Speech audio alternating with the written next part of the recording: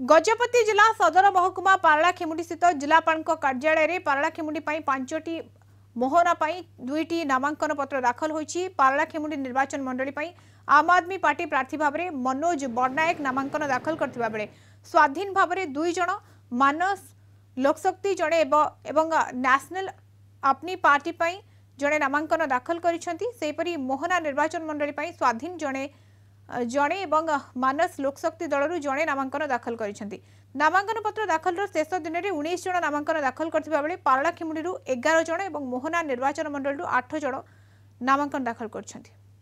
माटी रे मु जन्म होईची, ए माटी रे मु बढ़ीची, ए माटी रे मु सबु विकास भी देखी, अवनति भी देखी।